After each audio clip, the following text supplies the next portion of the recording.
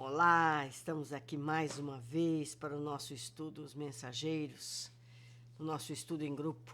É muito bom estar aqui com vocês, estudando, aprendendo, descobrindo coisas novas. Livros Mensageiros, André Luiz e Chico Xavier. Hoje o capítulo 21, Espíritos Dementados. Só lembrando, André Luiz, Vicente e toda a equipe da colônia de apoio foram fazer a oração, certo? Em benefício dos que estão lá sendo abrigados. Vocês lembram disso? Pois então, vamos lá. Espíritos dementados. Inúmeros servidores acompanhavam-nos ao serviço. Movimentavam-se carregadores sem conta. Conduziam grandes botijas d'água, caldeirões de sopa, vasos de substâncias medicamentosas e galeotas diversas. Vocês já imaginaram isso? Que coisa! Imaginem a cena, carregando tudo isso. Sendo que essa água é necessária, essa comida é necessária, medicamentos. Vamos ver no que vai dar isso. Mais alguns passos e notei que centenas de entidades se reuniam em vários albergues. Vastos albergues, olhos vagueantes e rostos sombrios, parecendo uma assembleia de loucos em manicômio de amplas proporções. Alfredo aconselhou umas tantas providências de serviço. A maioria dos técnicos do sopro curativo, os quais se desviaram de nós rumo às edificações situadas em zonas diferentes. Quer dizer, eles não viram isso aí acontecer. Gentilmente nos explicava que os benfeitores de Campo da Paz localizavam ali grande número de espíritos enfermos, mais desequilibrados que propriamente perversos. Os doentes que tínhamos sob os olhos permaneciam em melhores condições. Já se locomoviam e muitos deles já conversavam, apesar do desequilíbrio que lhes assinalava as palavras e pensamentos. Nossa! Esclarecia-nos sobre as múltiplas obrigações do trabalho de rotina, quando algumas entidades se acercaram respeitosas. Senhor Alfredo, disse um velho de barbas muito alvas, estou aguardando o resultado da minha petição. Em que ficamos quanto às minhas terras e os escravos? Paguei bom preço ao Carmo Garcia. Sabe o senhor que venho sendo perseguido durante muitos anos e não posso perder mais tempo? Quando volto para casa, creio esteja o senhor ciente da necessidade de eu voltar ao seio dos meus. Esperam-me mulher e filhos. Como excelente médico da alma, Alfredo prestou a maior atenção e respondeu como se estivesse tratando com pessoas de bom senso. Gente, isso é caridade, esse tipo de atendimento. Alfredo tinha consciência que os pedidos deles eram estapafúrdios. Ele já tinha morrido, não tinha escravo, não tinha fazenda, nem era tempo mais de escravos e fazendas. No entanto, ele não contradisse. Vamos ver. Sim, Malaquias, você reclama com razão, mas a sua saúde não permite o regresso apressado. Você sabe que sua esposa, Dona Sinhá, pediu fosse você aqui tratado convenientemente. Creio que ela deve estar muito tranquila a seu respeito. Suas ideias, porém, meu amigo, não estão ainda bem coordenadas. Temos algumas coisas a mais a fazer. Por que preocupar-se tanto? Assim como as terras e os escravos? Primeiramente a saúde, Malaquias. Não esqueça a saúde. Gente, que amor desse Alfredo, hein? O velho sorriu, como o doente apoiado na firmeza e no otimismo do médico. Reconheço que as suas observações são justas, mas meus filhos não se movem sem mim. São preguiçosos e necessitam de minha presença. Mas, doutrinando sutilmente o pobre velhinho, o administrador objetou. Entretanto, de onde vieram os filhos para seus braços paternos? Não vieram das mãos de Deus? Sim, sim, afirmava um ancião trêmulo e satisfeito. Pois é isso, Malaquias. Chegam instantes na vida em que precisamos devolver a Deus o que a ele pertence. Além do mais, seus filhos são também responsáveis e, se forem ociosos, responderão pelos males que a criarem em torno de si. Não é? Por agora, é indispensável que você se refaça. Aclare as ideias e sossegue o coração.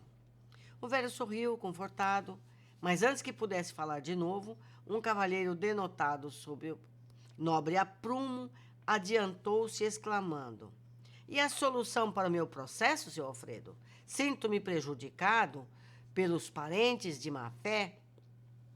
Minha parte na herança dos avós é cobiçada pelos primos. Segundo já lhe fiz meu quinhão é superior aos demais. Soube, todavia, que o Visconde de Cairu interpôs toda a sua influência sobre mim. Ninguém ignora tratar-se de um grande velhaco, que não poderá ele fazer com as artimanhas políticas. Está mal informado a meu respeito. O senhor convidou o meu pedido ao imperador? Quem é brasileiro sabe quem é o Visconde de Cairu, não é verdade? Olha só, ele está parado no império, meu Deus. Já expedi a mensagem, esclareceu Alfredo com carinho fraternal. O imperador certamente levará em conta a sua solicitação. Entretanto, a demora é muito grande, falou o cavalheiro impaciente, como se estivesse diante de um subordinado vulgar. Mas, meu caro Aristarco, respondeu o administrador muito calmo, acredito que você está sendo experimentado para conhecer a grandeza da herança divina. Que valem os patrimônios terrestres ante os patrimônios imperecíveis? Não pense que tem perdido. Medite nos bens sublimes que pode alcançar diante da vida eterna. Esqueça os primos ambiciosos e o Visconde, que não o compreendeu. Terão eles de deixar quanto possuem no campo transitório, a fim de prestarem contas à divindade. Nunca pensou nisso? Aristarco pareceu perder por momentos a inquietação, sorriu francamente e respondeu: É verdade, os tratantes morrerão. Uma senhora, mostrando-se aflita, pôs-se à nossa frente e interpelou altiva: Senhor Alfredo, peço-lhe que não me retenha aqui. Meu marido é nosso próprio adversário. Prometeu perseguir as filhas, tão logo eu me ausentasse de casa. Aqui permanecendo, estou certa de que ele nos dissipará os bens, desmoralizar-nos-á o nome. Por favor, autorize o meu regresso. O coração me diz que as filhinhas estão desesperadas. Convenço-me cada vez mais de que a minha moléstia teve origem neste estado de coisas. Já sei, minha irmã, respondeu nosso amigo com a mesma solicitude. No entanto, que adiantaria regressar tão fortemente atormentada?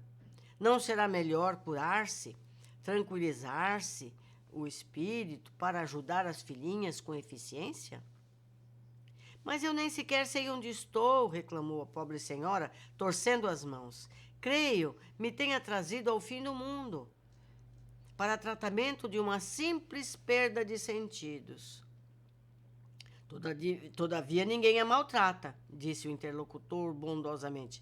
A seu caso, não é assim tão simples como parece. Tenha calma.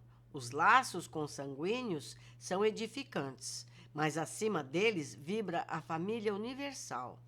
Há criaturas suportando fardos muito mais pesados que o seu. Aprenda, quanto esteja em suas possibilidades, a desfazer-se de inquietações passageiras para ganhar os eternos bens. A infeliz não sorriu como os outros, fechando-se em sombria catadura, afastando-se pesadamente, olhos fulgurantes de cólera, como se a mente estivesse cravada muito longe, incapaz de qualquer compreensão. Adiantaram-se outros enfermos, mas o administrador falou em voz alta: Não posso atender a todos no momento. Depois de amanhã serão recebidos para explicações. e, voltando-se para nós, esclareceu a sorrir. No círculo carnal, seriam todos absolutamente normais. No entanto, aqui são verdadeiros loucos. São desencarnados que, por muito tempo, se agarraram aos problemas inferiores. Reclamam providência sem falar no ensejo de iluminarem-se. Que menosprezam a iluminação. Acusam os outros sem relacionarem os próprios erros. Procurei ouvi-los para lhes dar uma ideia do nosso trabalho, no setor dos que se desequilibram mentalmente por excesso de centralização em propósitos inferiores, que nos sirvam de observação isso. E nós, como estamos nos comportando com relação às nossas situações domésticas, não é? Isso cabe a todos. Não é crime interessar-se alguém pelas atividades rurais, pela recepção de uma herança, pelo bem-estar da família. Mas, no fundo, o velhinho que reclama terras e escravos nunca pensam senão na tirania no campo. O cavalheiro que guarda a herança deseja lesar os primos. E a senhora que se revelou tão interessada pelo ambiente doméstico desencarnou quando pretendia envenenar o marido às ocultas. Gente, olha isso! Conheço-lhe os processos um a um. Acordaram de longo sono na inconsciência e julgam-se ainda encarnados, supondo igualmente que podem dissimular as pretensões criminosas. Nossa, quanta tristeza!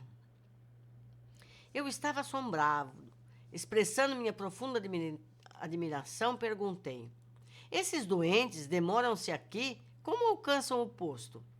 Gentil como sempre, Alfredo respondeu: foram recolhidos em pior estado. Já estiveram em pesado sono durante muito tempo e vão readquirindo a memória gradativamente, até que possam ser encaminhados a institutos magnéticos de Campo da Paz, a fim de receberem maiores auxílios e necessários esclarecimentos. Nós vamos ver no capítulo seguinte como era o estado anterior de todas essas pessoas. Certo? Vamos ter paciência, nós vamos chegar lá. Quais as observações desse capítulo? O grupo partiu em direção ao local onde seriam os trabalhos de assistência naquele posto de socorro. Damos atenção à descrição de André. Vários servidores seguiam carregados com água, sopa e medicamentos. Por essa descrição, temos a indicação de que é feita alimentação, preparada com ingredientes com o qual alimentará os atendidos. A ideia de que não há fome, sede e dor é ingênua. A vida no plano espiritual intermediato à Terra, tem as mesmas necessidades. Naturalmente, que tudo tem outra densidade, outra frequência. Aos nossos olhos, não é? Não só aos olhos, também aos sentidos, em geral. Mas, para os que lá estão, são sólidos como os nossos. Plano é para nós. Lá tudo é similar ao que conhecemos na vida encarnada. Então, uma pessoa desencarnada tem determinada frequência de onda no seu perispírito. Todo mundo espiritual está nessa mesma frequência. Então, se ele tropeçar e cair, ele vai se machucar. Como nós nos machucamos aqui, no nosso mundo denso. É denso para nós, porque espíritos mais elevados, quando vêm para cá, atravessam as paredes. Percebem a relação das coisas? Então, o mundo espiritual é denso para os espíritos. Certo?